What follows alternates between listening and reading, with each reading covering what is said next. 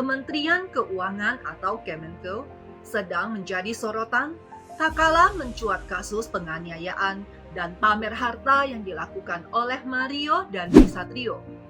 Mario merupakan anak seorang pejabat pajak eselon 3 bernama Rafael Alun Trisambodo yang diduga telah melakukan penganiayaan terhadap seorang remaja berusia 17 tahun bernama David yang merupakan putra seorang petinggi GP Ansor.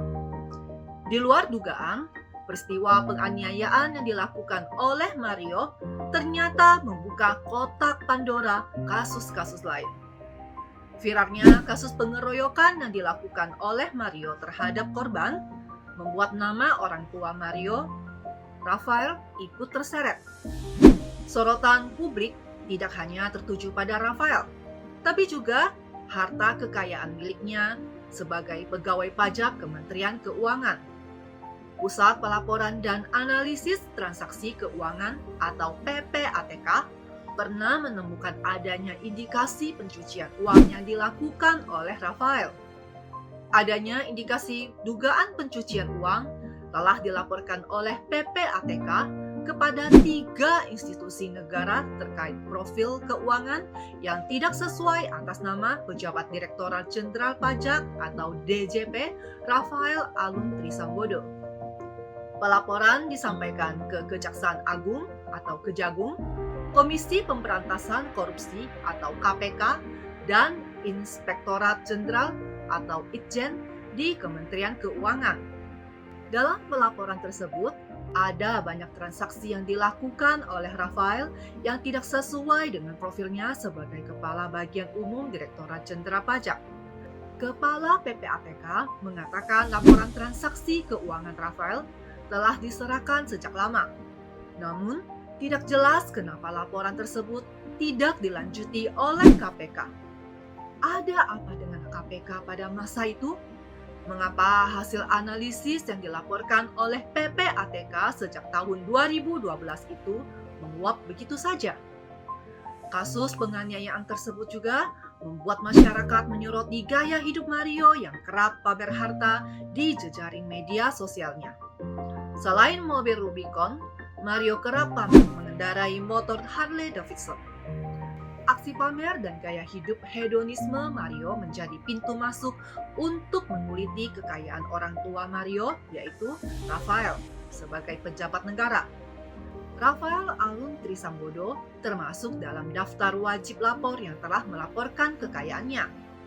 Pada LHKPN tercatat asetnya mencapai 56,1 miliar rupiah yang kebanyakan terbagi atas tanah dan bangunan bernilai 51,9 miliar. Properti tersebut berjumlah 11 dan tersebar di Jakarta, Sleman, sampai Manado. Properti termahal yang dimiliki oleh Rafael adalah sebuah tanah dan bangunan di Jakarta Barat dengan luas mencapai 766 meter persegi atau 558 meter persegi dengan nilai 21,9 miliar. Transportasi milik Rafael juga hanya berjumlah 2 kendaraan, yaitu Toyota Camry tahun 2008 senilai 125 juta dan Toyota Kijang tahun 2018 senilai 300 juta. Namun menurut data LHKPN tersebut, mobil jenis Jeep Rubicon yang digunakan Mario saat melakukan penganiayaan terhadap korban David, mobil tersebut tidak masuk dalam pelaporan harta. Selain itu, mobil Rubicon tersebut diketahui masih menunggak pajak.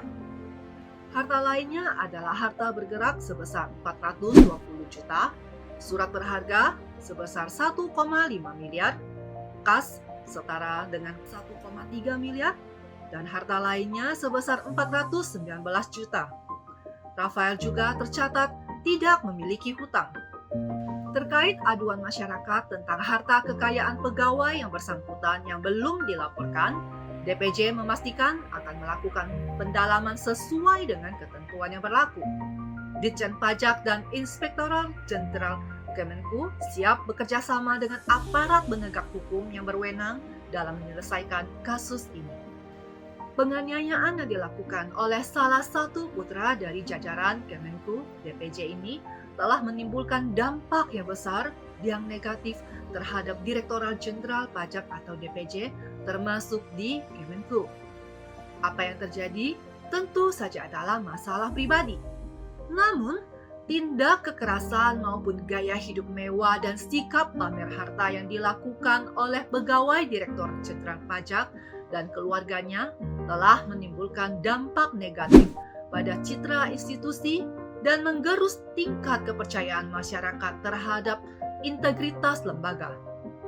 Karena alasan itulah, Menteri Keuangan Sri Mulyani mengambil langkah pencopotan terhadap Rafael Alun Trisambodo dari jabatannya sebagai Kepala Bagian Umum Kanwil DPJ Jakarta Selatan II. Hal ini dilakukan untuk mempermudah proses pemeriksaan yang sedang dilakukan oleh Inspektorat Jenderal Kemenku bersama aparat terkait.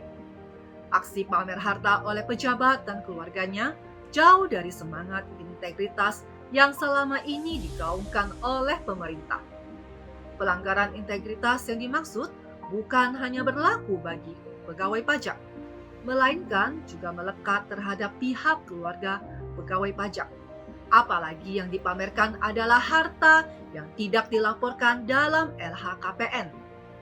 Komisi Pemberantasan Korupsi atau KPK perlu memanggil Rafael untuk mengklarifikasi terkait masalah harta yang tercatat sebesar 56,1 miliar yang dimilikinya. KPK perlu mendalami sumber harta kekayaan yang dimiliki oleh pejabat pajak tersebut. Bila perlu, KPK juga mengecek ke BPN, bank, asosiasi asuransi, bursa efek, dan lembaga keuangan lainnya untuk menelusuri apakah masih ada harta kekayaan yang tidak dilaporkan.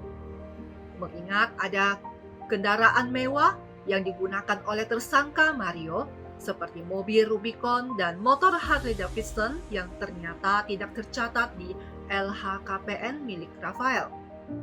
Harta yang dimiliki oleh Rafael tidak akan bermasalah jika sumbernya berasal dari warisan keluarga. Namun KPK perlu tegas menindaklanjuti Rafael jika terbukti harta yang dimiliki berasal dari hibah yang tidak jelas atau tanpa akta. KPK juga perlu membuka kembali laporan yang pernah diserahkan oleh PPATK terkait adanya indikasi pencucian uang yang diduga dilakukan oleh Rafael. Ini adalah momentum bagi KPK untuk menunjukkan tajinya dan mengembalikan kepercayaan masyarakat terhadap lembaga anti rasuah ini. Bersama saya Yanti, don't be silent majority, speak up.